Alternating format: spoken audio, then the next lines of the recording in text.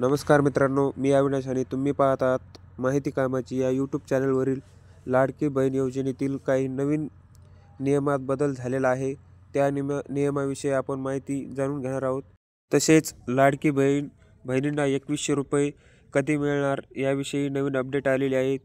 त्याविषयी या व्हिडिओमध्ये आपण जाणून घेणार आहोत. त्यामुळे या व्हिडिओला तुम्ही शेवटपर्यंत पहा आणि आपल्या चॅनलवरती तुम्ही नवीनच आला असाल तर आपल्या चॅनलला सबस्क्राईब नक्की करून ठेवा, म्हणजे नवीन नवीन व्हिडिओ तुम्हाला सर्वात लवकर पोहोचत राहतील. तर चला मित्रांनो, व्हिडिओला सुरुवात करूया.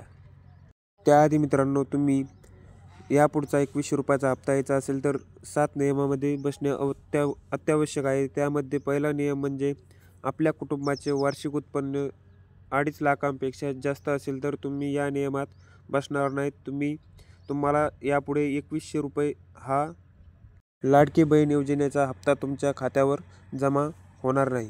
त्यानंतर दुसरी म्हणजे कुटुंबातील कोणताही व्यक्ती इन्कम टॅक्स भरत असेल तर इथून पुढे तुम्हाला 2100 रुपये किंवा 1500 रुपये लाडकी बहीण योजनेचा हप्ता येण्यास बंद होणार आहे.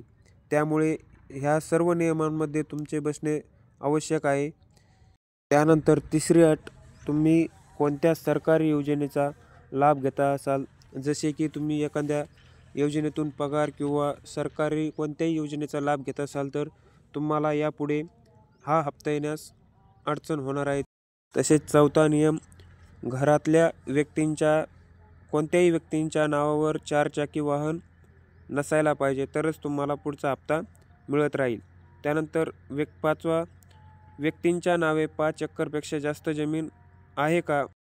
हा नियम फक्त ज्या महिलांच्या नावावर 1500 रुपयाचे हप्ते मिळालेले आहेत त्या महिलांनाच या 5 एकरपेक्षा जास्त जमिनीचा नियम लागू होणार आहे. त्यामुळे कोणत्याही महिलाच्या नावावर 5 एकरपेक्षा जास्त जमीन असल्यास त्या महिलेला हप्ता येणार नाही.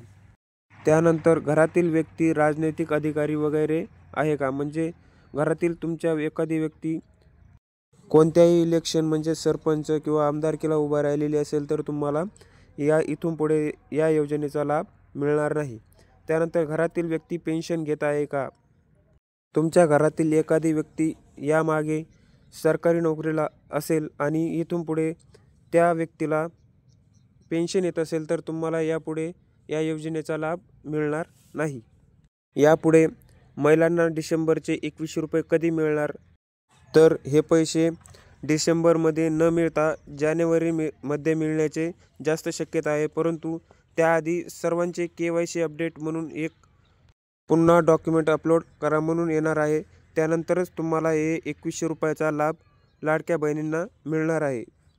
चला लाडक्या बहिणींनो आणि भावांनो, आपण भेटू अशाच नवीन आणि माहितीपूर्ण व्हिडिओमध्ये. तोपर्यंत जय महाराष्ट्र.